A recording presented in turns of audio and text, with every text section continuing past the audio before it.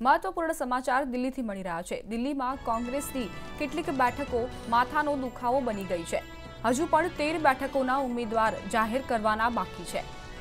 અમરેલી, ભરૂચ, મહેસાણાના દાવેદારને લઈને હજુ પણ મથામણ યથાવત છે। બેઠકો અંગે ચર્ચા કરવા ગુજરાતના નેતાઓ દિલ્હીના દરબારમાં પહોંચી ગયા છે। પરેશ ધાનાણી, અમિત ચાવડા દિલ્હી પહોંચી ગયા છે। તો અહીં મહત્વપૂર્ણ સમાચાર મળી રહ્યા છે। દિલ્હી કોંગ્રેસની કેટલી બેઠકો માથાનો દુખાવો બની ગઈ છે। હજુ પણ 13 બેઠકોના ઉમેદવાર જાહેર કરવાના બાકી છે। જણાવી દઈએ કે અમરેલી, ભરૂચ, મહેસાણાના દાવેદારને લઈને હજુ પણ મથામણ યથાવત છે। બેઠકો અંગે ચર્ચા કરવા ગુજરાતના નેતાઓ દિલ્હીના દરબારમાં છે। પરેશ ધાનાણી અને અમિત ચાવડા દિલ્હી જઈને એક બેઠક યોજીને આ મથામણ દૂર કરવાના પ્રયાસ કરશે। દિલ્હી કોંગ્રેસની કેટલીક બેઠકો અંગેના ઉમેદવારોની જાહેરાત હજુ પણ બાકી છે। 13 બેઠકોના ઉમેદવાર જાહેર નથી કરવામાં આવ્યા, જેમાં અમરેલી, ભરૂચ અને મહેસાણાના દાવેદાર હજુ સુધી જાહેર નથી કરાયા।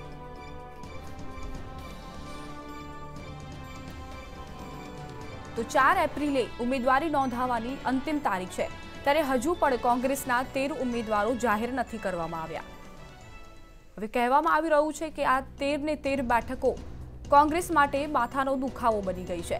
અમરેલી, ભરૂચ, મહેસાણાના દાવેદારને પણ હજુ સુધી જાહેર નથી કરવામાં આવ્યા। જણાવી દઈએ કે પરેશ ધાનાણી અને અમિત ચાવડા દિલ્હીના દરબારમાં આ અંગે રજૂઆતો કરશે। આ મામલે મંતવ્ય ન્યૂઝના સંવાદદાતા રીમા દોશી જોડાઈ ગયા છે। જી રીમા, 13 બેઠકોના નામ, ઉમેદવારોના નામ હજુ સુધી જાહેર કરવામાં નથી આવ્યા, ત્યારે હવે આ અંગે શું ડિટેલ્સ મળી રહી છે?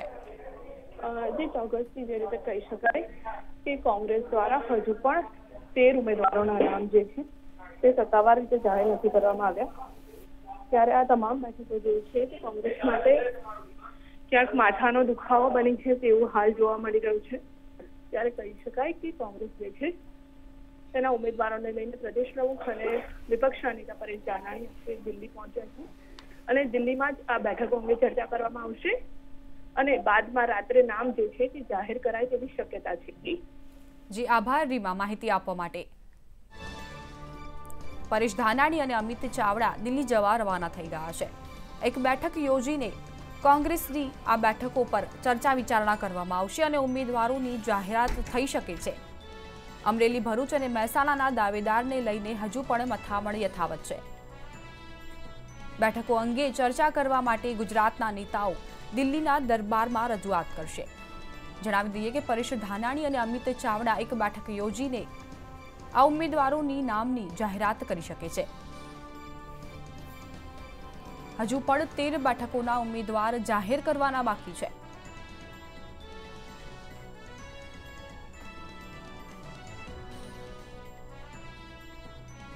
તો બેઠકો અંગે ચર્ચા કરવા ગુજરાતના નેતાઓ દિલ્હીના દરબારમાં પહોંચ્યા છે। 4 એપ્રિલ ઉમેદવારી નોંધાવવાની છેલ્લી અને અંતિમ તારીખ છે, ત્યારે હવે કહી શકાય કે કોંગ્રેસ માટે આ બેઠકો માથાના દુખાવા સમાન બની ગઈ છે।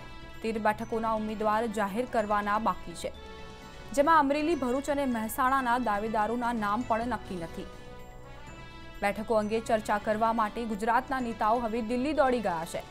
પરેશ ધાનાણી અને અમિત ચાવડા દિલ્હી પહોંચ્યા છે। તો આ બેઠકો અંગે મનોમંથન કર્યા બાદ કહી શકાય કે કોંગ્રેસ પોતાના ઉમેદવારોની યાદી જાહેર કરશે। 13 બેઠકોના ઉમેદવાર જાહેર કરવાના બાકી છે। તો ચૂંટણી જંગે જોર પકડ્યો છે, પરંતુ કોંગ્રેસની 13 બેઠકોના ઉમેદવારોના નામ હજુ જાહેર નથી થયા। અમરેલી, મહેસાણા અને ભરૂચની બેઠકોના દાવેદારોના નામ પણ હજુ જાહેર નથી થયા। દિલ્હી કોંગ્રેસની કેટલીક બેઠકો હવે માથાના દુખાવા સમાન બની ગઈ છે, ત્યારે હવે પરેશ ધાનાણી અને અમિત ચાવડા દિલ્હી દોડી ગયા છે।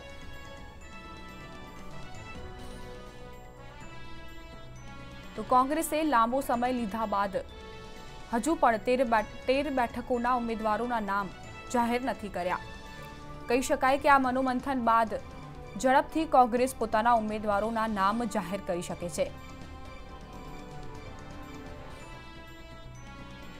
એક તરફ ભાજપના ઉમેદવારો નામાંકન ભરી રહ્યા છે અને બીજી તરફ હજુ સુધી કોંગ્રેસના 13 ઉમેદવારોના નામ જાહેર કરવામાં નથી આવ્યા। આજ મુદ્દે પરેશ ધાનાણી અને અમિત ચાવડા દિલ્હી દોડી ગયા છે। હાઈકમાન્ડ સાથે ચર્ચા વિચારણા કર્યા બાદ બંને નેતાઓ ઉમેદવારોના નામ જાહેર કરી શકે છે।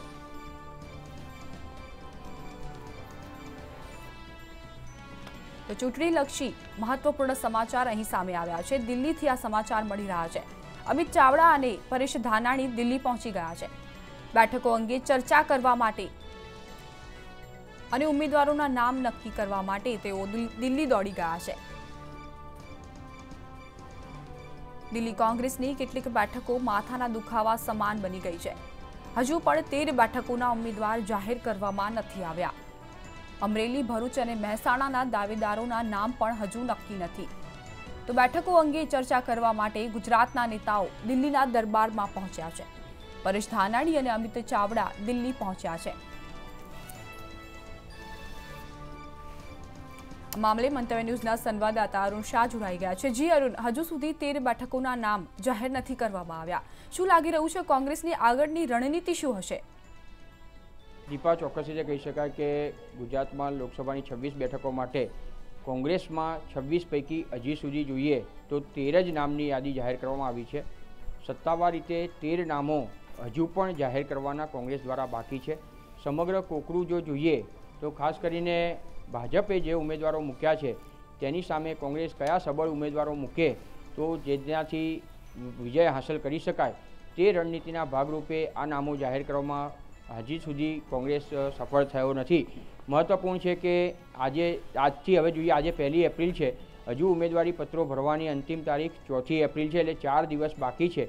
ત્યારે આગામી 2 દિવસમાં સંપૂર્ણતઃ યાદી કોંગ્રેસ દ્વારા જાહેર કરવામાં આવે અને તેના જ એક ભાગરૂપે આજે જોઈએ તો જે મહત્વપૂર્ણ બેઠકો બાકી છે તે પૈકી સૌથી કોમ્પ્લિકેશન બેઠકો કહેવાય કે જે વિવાદાસ્પદ છે અને જ્યાં ઉમેદવારો શોધવા માટે કોંગ્રેસના પ્રદેશ નેતાઓની મથામણ ચાલુ છે તેવી અમરેલી, ભરૂચ અને મહેસાણા, આ 3 બેઠકોના નામ સાથે હવે કયા ઉમેદવારોને પસંદ કરી શકાય અને અન્ય બેઠકો ઉપર પણ કયા ઉમેદવાર નિમી શકાય તે સંદર્ભે ચર્ચા કરવા માટે પ્રદેશ નેતાઓ અમિત ચાવડા પ્રદેશ પ્રમુખ અને વિપક્ષના નેતા પરેશ ધાનાણી સહિતના નેતા દિલ્હી હાઈકમાન્ડને મળી રહ્યા છે। મહત્વપૂર્ણ રીતે આ બેઠકો પર કોને ઊભા રાખીએ કે જેથી આપણી સેફ સલામતી સીટ રહે।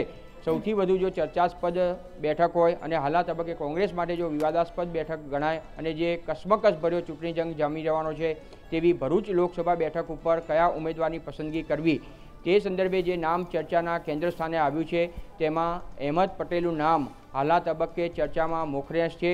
મહત્વપૂર્ણ છે કે હાઈકમાન્ડ અને અહેમદ પટેલ વચ્ચે આ અંગે ચર્ચા હજુ પણ ચાલુ છે। જો બીટીપીના ઉમેદવાર છોટુભાઈ વસાવા કોઈપણ સંજોગોમાં કોંગ્રેસ સાથે જોડાણ ન થાય તો કોંગ્રેસ તેનો અલગ ઉમેદવાર ઊભા રાખશે, એટલે આ બેઠક ઉપર ત્રિપાંખીયો જંગ નિશ્ચિત માનવામાં આવે છે।